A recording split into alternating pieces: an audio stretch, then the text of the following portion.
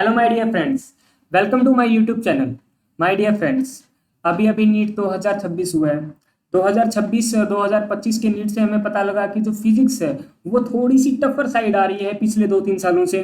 तो इसलिए मैंने मेरे इस चैनल पे, मेरे इस प्लेटफॉर्म पे मैं आपको आज 1 अगस्त है,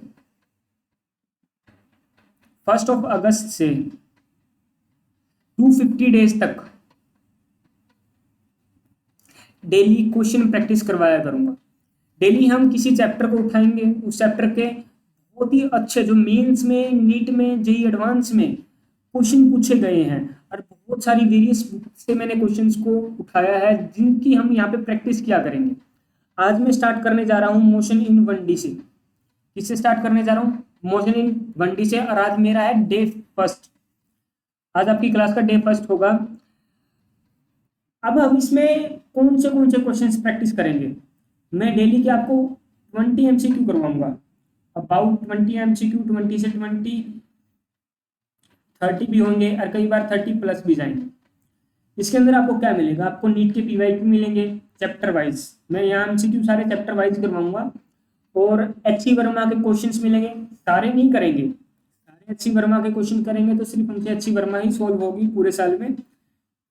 जेई मेंस एंड एडवांस के कुछ चुनिंदा क्वेश्चन जिनके कंसेप्ट पिछले 2-3 सालों में जो नीट का हार्डर पेपर आया है फिजिक्स का स्पेशली, उसमें उनके कंसेप्ट देखे गए, उन क्वेश्चंस की हम प्रैक्टिस करेंगे। साथ में एनसीईआरटी बेस्ड क्वेश्चन, जो एनसीईआरटी के इंटेक्स क्वेश्चन से बनते हैं या फिर उसकी एक्सरसाइज से बनाए जाते हैं, उन क्वेश्चंस को भी हम देखेंगे। साथ में हम इसके अंदर एक चीज और देखेंगे, assertion and reason question plus statement based question, जो कि हर सब्जेक्ट के लिए बहुत ही इंपॉर्टेंट है। यही दो चीजें हैं जो आपके कंसेप्ट को, आपके चैप्टर को बहुत बिल्डअप अच्छे लेवल तक लेके जाते हैं।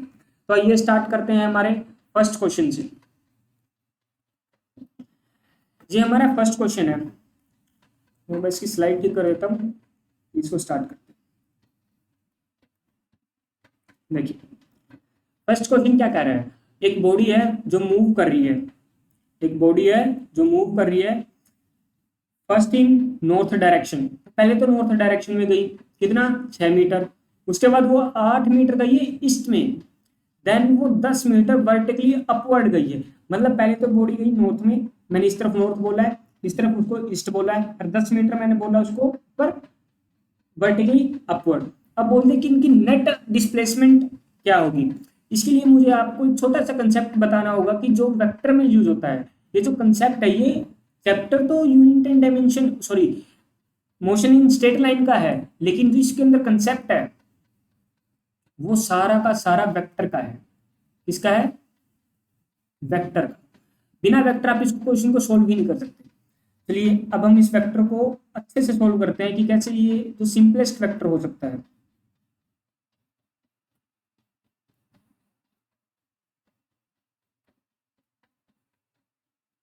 देखिए वेक्टर के लिए मैंने यहाँ पे लाइन ड्रॉ कर ली है। ऊपर है मेरी जे कैप डायरेक्शन, इधर आई कैप डायरेक्शन। अब देखना, मैं ऊपर की तरफ मान रहा हूँ नॉर्थ। नॉर्थ क्या है मेरी? ऊपर। ऊपर कितनी है? 6 मीटर। और मेरी ईस्ट इस तरफ है। ईस्ट ईस्ट में कितना है? 8 मीटर। मैं एक बार ये 10 वर्टिकली अपवर्ड को मैं भूल जाता हूँ, क्योंकि इसके अंदर मैं 3D के अंदर ड्रॉ नहीं कर सकता।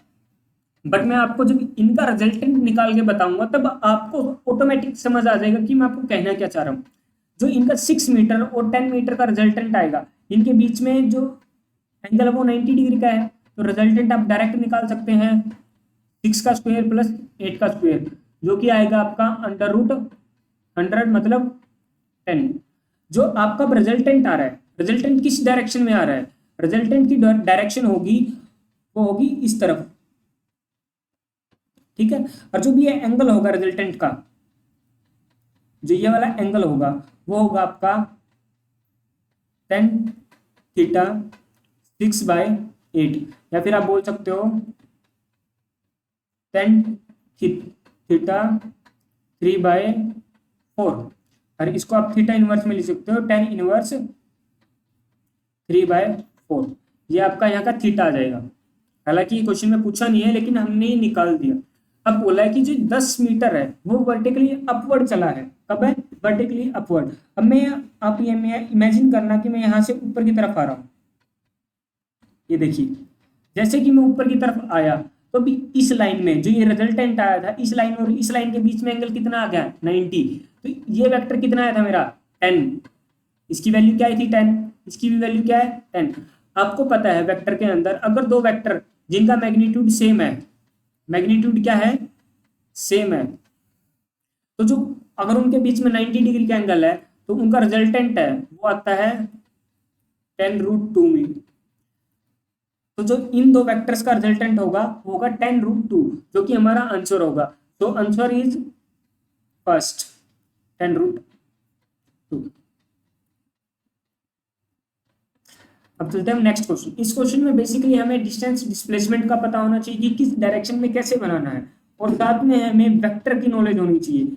इसके अंदर मैंने बताया था आपको डिस्टेंस डिस्प्लेसमेंट का कम कंसेप्ट है लेकिन वेक्टर का ज्यादा है, क्योंकि अगर किसी बच्चे को वेक्टर नहीं आता है, अगर वो इसमें ये भी पूछ सकता था कि जो इन दोनों रिजल्टेंट जो ये तो वेक्टर है इनका रिजल्टेंट है वो इस आई कैप से कितने एंगल पे है, वो आपको यहाँ पे एंगल भी निकालना आना चाहिए था। अब मैंने यहाँ पे रिजल्टेंट भी निकाल के आपको दिखाया। इसी तरह जो ये क्वेश्चन है ये PYQ है, किसी DCE एग्जाम में आया था 2000 में, उसका PYQ है ये। अब हमारा नेक्स्ट क्वेश्चन है, ये भी एक बहुत ही अच्छा क्वेश्चन है। ये क्वेश्चन कैसे अच्छा है देखना। इसने बोला कि एक कार ट्रेवल कर रही है ए से बी पॉइंट। कहाँ से ट्रेवल कर रही है? ए से बी। और स्पीड क्या है उसकी? 20 किलोमीटर पर आवर। अगर वो वापस लौट रही है कितने से? 30 किलोमीटर पर आवर। और इसमें पूछ लिया आपसे एवरेज स्पीड पूरी जर्नी की। तो आपको पता है ये पॉइंट ए है, ये पॉइंट बी है। मान लिया इनके बीच में जो डिस्टेंस है वो डी है। अगर कोई बॉडी सेम डिस्टेंस ट्रेवल करती है डिफरेंट स्पीड से, मेरा कहने का मतलब है अगर कोई बॉडी इधर जाए फिर वापस आए, उसने डिस्टेंस कितना ट्रेवल किया है? 2D। डिस्प्लेसमेंट उसकी जीरो है लेकिन डिस्टेंस उसने कितना ट्रेवल किया है? 2D। तो देखना इसके अंदर उसने दो वेलोसिटी दी है। पहले दी है उसने जब वो ए से बी गया है तो वो गया 20 किलोमीटर पर आवर से, और जब बाद में वापस लौटा है तब आया हुआ 30 किलोमीटर पर आवर से। इस केस में आपका जो डिस्टेंस है वो सेम है बट स्पीड वेरी कर रही है। इसके अंदर जो एवरेज स्पीड का फॉर्मूला होता है वो होता है आपका, ये डायरेक्ट फॉर्मूला बेस्ड क्वेश्चन था, 2v1 v2 bye v1 plus v2। Direct फॉर्मूले में वैल्यू को पुट कीजिए 2, v1 की वैल्यू 20, v2 30, 20 प्लस 30 50, 0 से 0 गया 4, 8 3 जा 24 किलोमीटर पर आवर। आपका आंसर क्या आएगा? 24 किलोमीटर पर आवर। ये आपकी स्पीड थी, एवरेज स्पीड थी। इसके अंदर आपको कंसेप्ट क्या पता होना चाहिए? आपको पता होना चाहिए जो डिस्टेंस ट्रेवल हो रहा है वो तो डिफरेंट स्पीड से हो रहा है लेकिन जो डिस्टेंस है वो सेम रह रहा है। तो अगर डिस्टेंस सेम है तो हमारा एवरेज स्पीड का फॉर्मूला होता है 2v1 v2 bye v1 plus v2। लेकिन अगर इसमें बोल देता कि वो सेम टाइम में कवर कर रहा है, सेम टाइम के लिए वो एक v स्पीड से जा रहा है t टाइम के लिए, और बाद में फिर वो v2 स्पीड के लिए जा रहा है उसी t टाइम के लिए, तो आपको एवरेज वेलोसिटी बतानी होती है। तो एवरेज वेलोसिटी उस केस में होती है आपकी v1 प्लस v2 बाय 2। ठीक है, ये आपका जब टाइम सेम दे रखा हो तब लगाना है ये फॉर्मूला आपको। नेक्स्ट क्वेश्चन देखते हैं। ये बहुत अच्छा क्वेश्चन है, बच्चे इस पे बहुत गलतियां करते हैं। देखो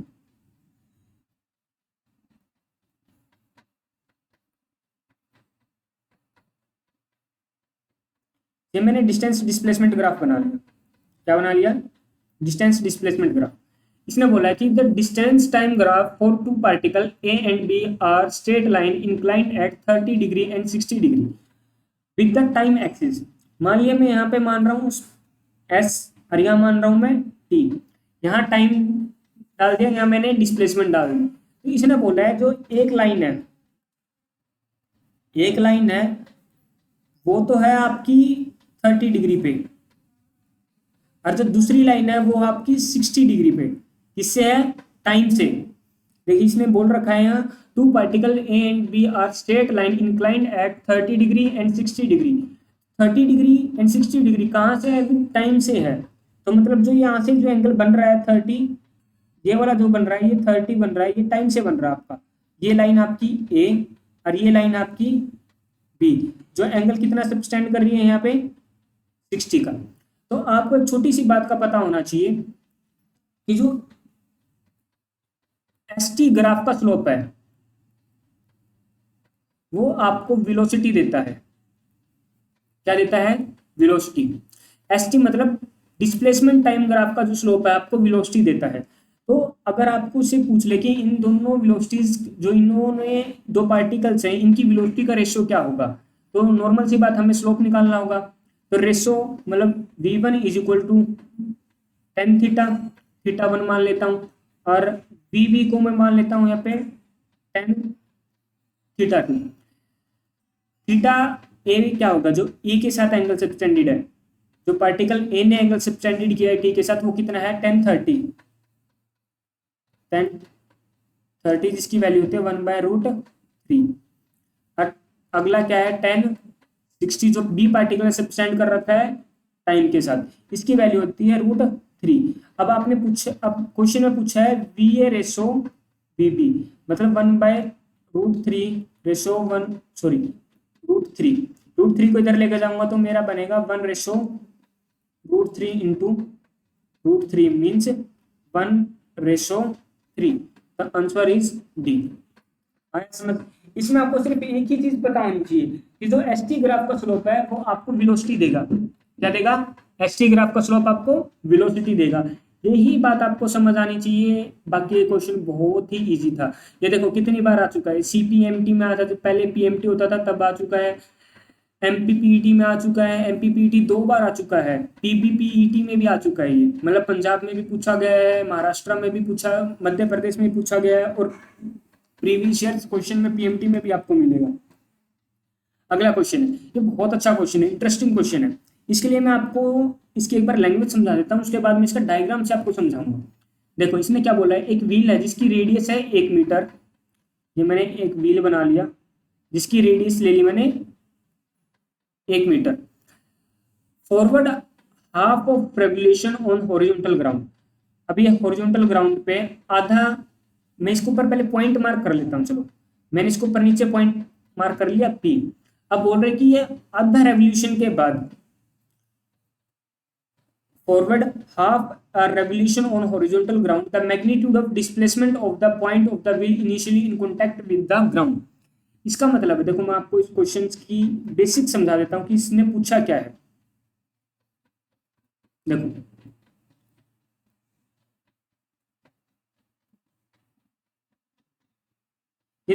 ये एक पहिया है मेरे पास, आप इसको एक ही मान के चलिए, दो मत मानिएगा, फिर आप कंफ्यूज हो जाएंगे कि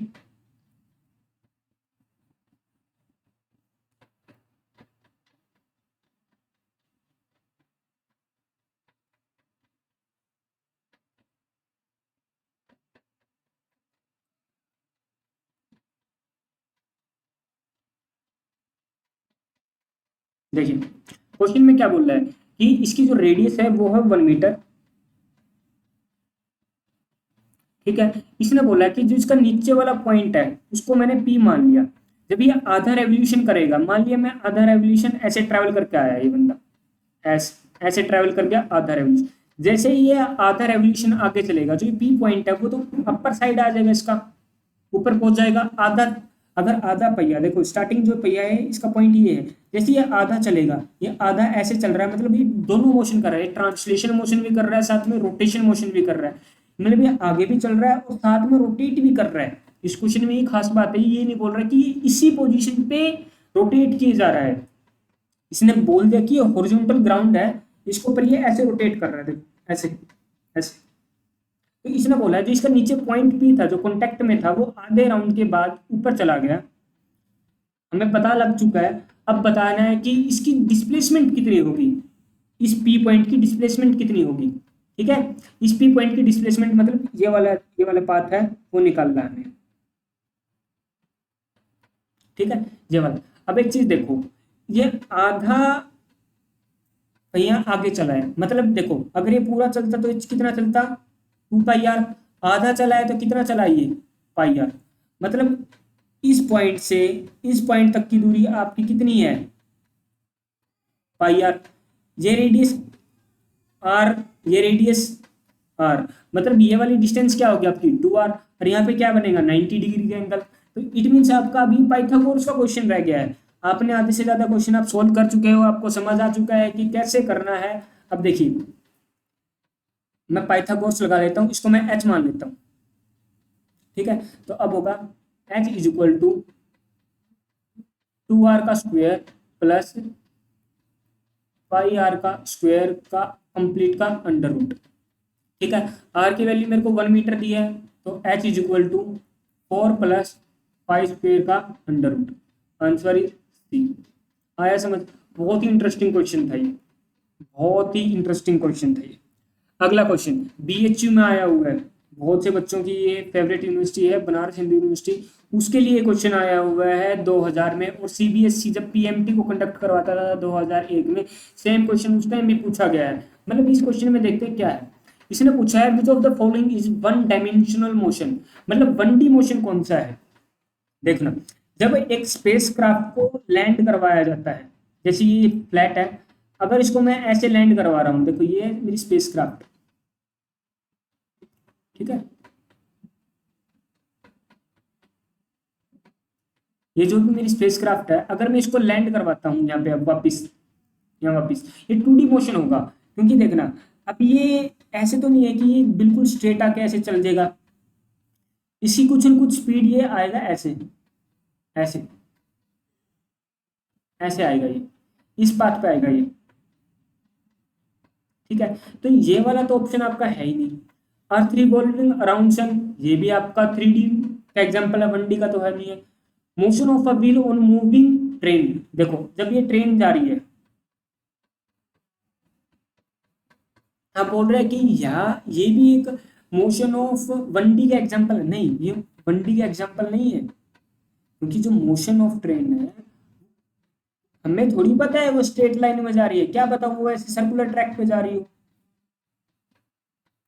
अब बताइए आप, अगर वो सर्कुलर ट्रैक पे जा रही है तो इट मीन्स वो अपनी डायरेक्शन को चेंज कर रही है, और डायरेक्शन चेंज करते ही 2D का मोशन होगा। लेकिन देखना अगर ट्रेन को हम स्ट्रेट ट्रैक पे दौड़ाएं, बिल्कुल सीधी पटड़ी पे, अब ये मैंने यहाँ पे सीधी पटड़ी बना दी, अगर ट्रेन इसके ऊपर जा रही है और ये बिल्कुल स्ट्रेट है, तो ये 1D मोशन कहलाएगा। ये आपका आंसर 4।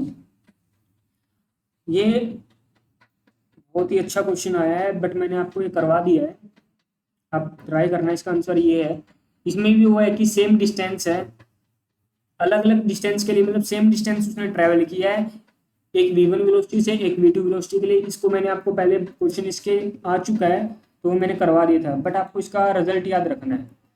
अब ये देखना, ये भी एक अच्छा क्वेश्चन है। एक 150 मीटर ट्रेन है,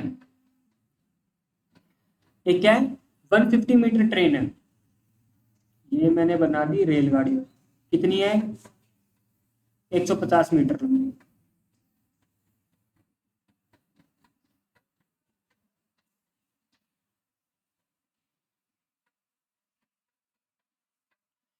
अब ये यूनिफॉर्म वेलोसिटी से चल रही है, इसकी स्पीड क्या है 45 किलोमीटर पर आवर।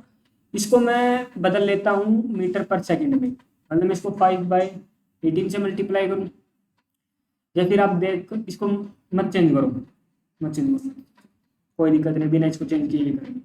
अब देखो इसने बोला time taken by two cross a bridge of length, क्या क्वेश्चन दिया है भाई, ये बहुत ही अच्छा क्वेश्चन है। अभी एक ब्रिज है, ये मान लो पहाड़ नहीं है भाई, ये ब्रिज है, कहीं तुम इसको पहाड़ मान के बैठ जाओ, ठीक है। ये एक ब्रिज है, ठीक है, इसके ऊपर ये रेल जा रही है, और जो इसकी ब्रिज की लेंथ है ये है 80 850 मीटर। अब बोल रहा है कि कितने टाइम में ये ट्रेन 45 की स्पीड से इस ब्रिज को क्रॉस कर देगी। तो मैं आपको बता रहा हूँ, देखो जब इसका ये पॉइंट इस ब्रिज की यहाँ स्टार्टिंग पॉइंट पे ट्रिगर करेगा, तभी यहाँ से स्टार्टिंग हो जाएगी इसको क्रॉस करने की। और जैसे ही इसका एंड पॉइंट, जो इसका एंड पॉइंट ये बी पॉइंट है, तभी इसको बी वाला पॉइंट इसके अदर एंड से निकल जाएगा, तब हम मानेंगे कि इसने क्रॉस कर दिया है। अगर हम मानते हैं कि ए पॉइंट यहाँ से एंटर किया और ए पॉइंट यहाँ से निकल गया, तो आपको क्या लगता है ट्रेन ने इसको क्रॉस किया? नहीं, क्योंकि अगर ए एंड यहाँ से निकल रहा है तो बी एंड अभी तक उसका अंदर है, उसने क्रॉस नहीं किया है, उसने क्रॉस नहीं किया है, वो उसके अंदर ही है। तो मोटा मोटा आपको ये समझ आ गया होगा कि इसको चलना कितना पड़ा। इसको देखो 150 मीटर तो ये आपका कवर करना पड़े लेंथ, साथ में इसको 850 मीटर की ये लेंथ भी कवर करनी पड़ी, तो इसको टोटल कितना किलोमीटर चलना पड़ा? 1 किलोमीटर। कितना किलोमीटर चलना पड़ा? 1 किलोमीटर। अब देखना मेरे पास स्पीड क्या है, स्पीड है मेरे पास 45 किलोमीटर पर आवर, मतलब ये 1 घंटे के अंदर कितना किलोमीटर करेगी? 45 किलोमीटर। या फिर मैं बोल सकती हूँ 45 किलोमीटर को ये 60 मिनट्स में कवर करेंगे। तो 1 किलोमीटर को कितने टाइम में करेंगे? ये 60/45 मिनट्स को में। और इसको मैं अगर 60 से मल्टीप्लाई कर देता हूँ तो ये किस में बन जाएगा? सेकंड्स में। 15 की टेबल पे 4 पे जाएगा, ये जाएगा 3 पे, 3 की टेबल पे ये आएगा 20 पे। इट मीन्स ये 80 सेकंड लेगा। आंसर है ये 80 सेकंड। मैंने इसलिए उसमें चेंज नहीं किया था मीटर पर सेकंड में, क्योंकि मुझे पता था यहाँ 45 इंटू 5/18 को मैं कैलकुलेट करने बैठूंगा टाइम ज़्यादा लग जाएगा और वो थोड़ा हार्ड होती है। तो मुझे दिख गया था यहाँ से 850 मीटर और 150 मीटर, इनको मिला के मैं टोटल 1 किलोमीटर कर सकता हूँ। तो मेरा यहाँ से यूनिटरी मेथड से आ गया। अगला क्वेश्चन देखिए। अगला क्वेश्चन में क्या है कि एक पार्टिकल है वो मूव कर रहा है स्ट्रेट लाइन में। एक पार्टिकल है वो मूव कर रहा है स्ट्रेट लाइन में जा रहा है और रिटर्न कर रहा है to starting point after 10 second. मतलब एक बॉडी है वो एक पॉइंट से चली, दूसरे पॉइंट पे गई, फिर वो वापस उसी पॉइंट पे ए पॉइंट पे रिटर्न हो गई 10 सेकंड के बाद। The total distance cover by the particle during this time is 30 metre. मतलब उसने चला कितना है, डिस्टेंस कितना है उसका, वो इसका 30 मीटर। टाइम कितना लिया उसने? 10 second. Which of the following statement about the motion of the particle is false. अब हमें गलत बतानी है। देखो एक पार्टिकल यहाँ से चला ए से, वो बी गया, बी से वापस मुड़ के वो ए पे आ गया, तो मतलब उसने नेट डिस्प्लेसमेंट कितनी करी है? उसकी नेट डिस्प्लेसमेंट क्या है? 0। और जो एवरेज वेलोसिटी होती है हमारी, क्योंकि इसमें देखो कहीं ना कहीं एवरेज स्पीड है तो एवरेज वेलोसिटी भी मिलेगी हमें, तो मैं आपको बता रहा हूँ एवरेज वेलोसिटी है होती है डिस्प्लेसमेंट बाय टाइम। तो डिस्प्लेसमेंट हमारी 0 है, टाइम फिर कुछ भी हो, तो हमारी एवरेज वेलोसिटी क्या है? 0। लेकिन हमारा अब देखना एवरेज स्पीड, तो इसने डिस्टेंस कितना ट्रेवल किया है, तो एवरेज जो स्पीड है वो क्या होती है? डिस्टेंस कितना ट्रेवल किया है इसने? 30। और कितने टाइम में किया है? 10 सेकंड में। तो इसके आगे 3 मीटर पर सेकंड। तो मेरी जो एवरेज स्पीड है वो क्या है इसकी? 3 मीटर पर सेकंड। तो डिस्प्लेसमेंट ऑफ पार्टिकल इज 0, ये बात ठीक है।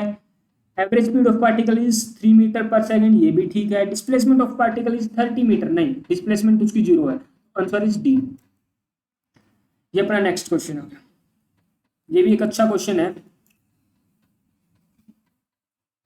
देखो क्वेश्चन क्या कह रहा है, एक पार्टिकल मूव कर रहा है semi circularly of radius 10 metre in 5 second. एक ही सर्कल बना लिया, ये पॉइंट इसका ए है, ये पॉइंट इसका बी है। एक पार्टिकल है वो यहां से चला, वो 10 सेकंड के सॉरी 5 सेकंड के अंदर 5 सेकंड में ए पॉइंट से बी पॉइंट पे चल गया। अब हम इसकी एवरेज वेलोसिटी बतानी है। तो एवरेज वेलोसिटी क्या होता है? Displacement upon time. ठीक है, ये होता है डिस्प्लेसमेंट अपॉन टाइम। डिस्प्लेसमेंट कितनी है ए और बी पॉइंट के बीच में? 2r। आर ये है और आर ये है। आर की वैल्यू क्या है आपके पास? 10 मीटर। तो आपकी डिस्प्लेसमेंट कितनी होगी? 20। टाइम कितना लगा? 5 का। तो आपकी एवरेज वेलोसिटी क्या आएगी? 4 मीटर पर सेकेंड। ठीक है, ये आपका बहुत इजी क्वेश्चन था, आई होप आपको समझ आया होगा। अगला क्वेश्चन, ये स्टेटमेंट बेस्ड क्वेश्चन है। मैंने आपको बताया था कि मैं आपको स्टेटमेंट बेस्ड क्वेश्चंस भी करवाऊंगा इस बार। देखो इसके अंदर बोल रहा है विच of the following option is correct for the object having a straight line motion represented by the following graph. देखो इन्होंने एक गेम खेला है इस क्वेश्चन में, ये भी एक पीवाईक्यू है, 2004 में है डीसी एग्जाम में। हमने जितने भी ग्राफ देखे थे उसके अंदर हमने एस को इस तरफ देखा था और टी को इस तरफ देखा था। लेकिन इसमें इसने गेम क्या खेल दिया, इसने टी को तो इस तरफ ले लिया और एस को इस तरफ ले लिया। मतलब इसने जो ये एक्स एक्सिस और वाई एक्सिस के जो कोऑर्डिनेट जो ये नेमिंग होती थी ना डिस्प्लेसमेंट टाइम, वो इन्हें इंटरचेंज कर दी। तो देखो हम इसको ऑप्शंस देखते हैं और फिर हम निकालते हैं इसमें से correct option. The object move with constant increasing velocity. नहीं, देखो इंक्रीजिंग वेलोसिटी का मतलब है उसका जो ग्राफ बनेगा वो ऐसा बनेगा, एस टी ग्राफ। ये एस हो गया, ये टी हो गया। वो ग्राफ कैसा बनेगा आपका, ऐसा ऐसा स्ट्रेट लाइन बनेगा अगर इंक्रीजिंग है तो। नहीं, इंक्रीजिंग में ऐसा नहीं बनेगा, सॉरी, इंक्रीजिंग में आपका ग्राफ है वो ऐसा बनेगा, ऐसा बनेगा। हाँ, अगर कांस्टेंट होती वेलोसिटी और इंक्रीजिंग में होती, कांस्टेंट होती तो ऐसा बनता आपका डिस्टेंस का और टाइम का ग्राफ। ठीक है, तो ये वाली स्टेटमेंट तो आपकी गलत है। Velocity of the particle increase uniformly, नहीं, इंक्रीज भी नहीं करी। एवरेज वेलोसिटी जीरो, हाँ एवरेज वेलोसिटी जीरो है, क्योंकि देखो वो इस पॉइंट से स्टार्ट किया है, इस पॉइंट पे दोनों कोऑर्डिनेट क्या है, जीरो, मतलब एक्स की वैल्यू क्या है आपकी जीरो, और जो डी पॉइंट पे वो खत्म कर रहा है वहां पे भी एक्स की वैल्यू क्या है, जीरो। मतलब उसने डिस्टेंस तो कितना ही ट्रैवल किया लेकिन उसकी डिस्प्लेसमेंट क्या है, जीरो। तो एवरेज वेलोसिटी क्या होगी आपकी, जीरो। तो ये ग्राफ इज इम्पॉसिबल, ये बात तो इसकी गलत है सीधी सीधी। तो आंसर इज सी। अगला, ये बहुत अच्छा क्वेश्चन आया भाई, बहुत मतलब लेवल का क्वेश्चन है ये। 2005 में सीबीएसई पीएमटी ने पूछा था, जब सीबीएसई अपने पेपर करवाता था तो बहुत अच्छे करवाता था पेपर। अब देखो इसने क्या बोला है कि two boys standing at the end A and B of a ground where A B is a and boy at B start running in direction of perpendicular to A B with velocity v and boy at B start simultaneously running with v and catches the boy in time t where t is. क्या बात है, आधे बच्चे तो इसको छोड़ के आ जाएंगे, लेकिन हम आज इसको कंप्लीट करेंगे। देखो इसे क्वेश्चन कहना क्या चाहता है, सबसे पहले तो आप ये क्वेश्चन की लैंग्वेज समझो।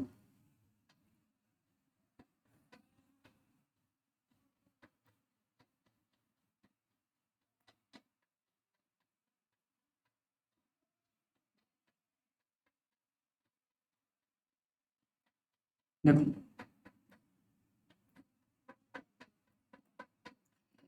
ये एक पॉइंट मान लिया, ये एक पॉइंट मान लिया मैंने बी। इसने बोला है जो जो बी पॉइंट है, सॉरी जो बी वाला बॉय है वो start running perpendicular to A B. देखो ए है, ए बी से परपेंडिकुलर तो ये डायरेक्शन है या फिर नीचे वाली डायरेक्शन है, कोई भी आप मान सकते हैं डायरेक्शन, लेकिन मैं इसको ऊपर वाली डायरेक्शन मान के चल रहा हूँ। क्या कर रहा हूँ, ऊपर वाली डायरेक्शन मान के काम करेंगे। देखो जैसे ही आप ऊपर वाली डायरेक्शन मानेंगे तो जो बी है वो यहाँ पे बी वेलोसिटी से चल रहा है, v1 से मान के चलिए, v1 से। और जैसे ही इसने देखा बी को, ई भी दौड़ पड़ा, लेकिन इसको देखते ही दौड़ा किस तरफ, वो अगर इस तरफ दौड़ेगा, अगर वो सोचे मैं इस तरफ दौड़ू तो ये जब तक इधर पहुंचेगा ये कुछ यहाँ पे पहुंच जाएगा। समझ में आया आपको, क्यों कुछ यहाँ पे पहुंच जाएगा। लेकिन अगर आप देखो, अगर ये इसको पता लग जाए कि यहाँ पे किसी टी टाइम में पहुंचेगा और मेरी वेलोसिटी भी है, तो मैं इधर डायरेक्ट यहीं मिलूं इसे। समझ आया आपको। देखो ये क्वेश्चन कहना क्या चाहता है, इस क्वेश्चन के अंदर मैं आपको बता रहा हूँ। अब जैसे ये ए यहाँ से यहाँ आया, इसने देखा ये जो बी पार्टिकल है वो यहाँ से जा चुका है, जो ये वाला पार्टिकल है वो यहाँ पहुंच चुका है भाई। जब ये v1 की स्पीड से अगर ये यहाँ पे आया है, ये v2 की स्पीड से यहाँ पहुंचा, तो ये v1 की स्पीड से भी तो आगे जाएगा उसी टी टाइम में। तो इसने सोचा ना भाई मैं यहाँ से इसी पॉइंट के लिए निकल जाऊं, मैं इस यहाँ से इसी पॉइंट के लिए निकल जाऊं तो मेरे को मैं आगे मिल लूंगा उससे, मेरे को जल्दी कैच भी हो जाएगा। तो आप में एक ट्रायंगल बनती दिखाई दे रही है। देखो ये जो डिस्टेंस है ये आपकी होगी 2a।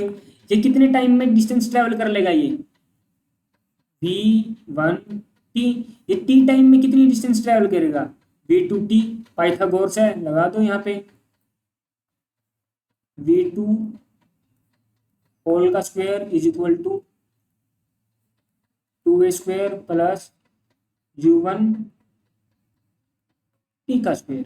यहाँ से आपकी टी की वैल्यू आएगी, तो टी की वैल्यू क्या आएगी, इसको कर ले आता हूँ v2 T square minus u1 T square is equal to 2a का स्क्वायर। ठीक है, जैसे मैं, चलो पहले इनका स्क्वायर कर लेते हैं, v2 square T square minus u1 square T square is equal to 4a square. T को कॉमन ले लो, यहाँ से टी स्क्वायर को कॉमन लिया, मेरे पास बच गया क्या, v2 माइनस u1 स्क्वायर, दोनों का स्क्वायर है, और इधर क्या बचेगा आपको 4a स्क्वायर। इसको नीचे ले आऊँ मैं, टी स्क्वायर क्या बचेगा मेरे पास 4a square divide by v2 square minus u1 square. T को मैं इसका ये अंडर रूट, स्क्वायर को हटा के इधर अंडर रूट लगा दूंगा, तो जो मेरा आंसर बनेगा वो क्या बनेगा, ऊपर कुछ गलती करी क्या अपन ने, अरे इसने जो डिस्टेंस है वो ए भी दे रखी है भाई, 2a नहीं है यहाँ, डिस्टेंस ए है, ये डिस्टेंस ए ही है, तो इस दो को आप अपने को हटाना पड़ेगा, ये दो नहीं आएगा भाई। लो बन गया क्वेश्चन, ऐसी ऐसी गलतियां होती है, तो हमारे पास आंसर क्या आएगा, a divide by v2 square minus, क्या आंसर आ रहा है हमारे पास, a divide by v2 square minus u1 square का अंडर रूट। पिछली स्लाइड पे जाते हैं, जीरा आंसर, जीरा इसी फॉर्मेट में दे रखा है जीरा आंसर। ठीक है माय डियर फ्रेंड्स, तो आज की वीडियो में हम बस इतने ही क्वेश्चंस करेंगे। कितने क्वेश्चंस हो चुके हैं हमारे, बहुत सारे क्वेश्चंस हुए हैं। अब बाकी के जो क्वेश्चंस हैं वो हम नेक्स्ट क्लास में करेंगे। आज हमारी फर्स्ट क्लास थी, तो आज की क्लास में मैं आपको बस इतना ही करवाऊंगा। और जो ये क्वेश्चंस करवाए हैं मैंने, ये बहुत ही टिपिकल क्वेश्चंस नहीं थे, बहुत इजी क्वेश्चंस थे, और ये क्वेश्चंस एग्जाम्स में बार बार रिपीट होते हैं, और या फिर ये रिपीट नहीं होते थे, इनके मेथड रिपीट होते हैं। अगर आपने वीडियो सारी देखी है तो लाइक कीजिए, कमेंट कीजिए और सब्सक्राइब कीजिए। और जो ये मैंने करवाया है, जितने क्वेश्चंस करवाए हैं, इसकी जो पीडीएफ आपको इस टेलीग्राम चैनल पे मिलेगी, तो आप इसको जाकर ज्वाइन कर लेना। तो तब तक के लिए बाय, नेक्स्ट वीडियो में आपको अब कल दूंगा 8 बजे।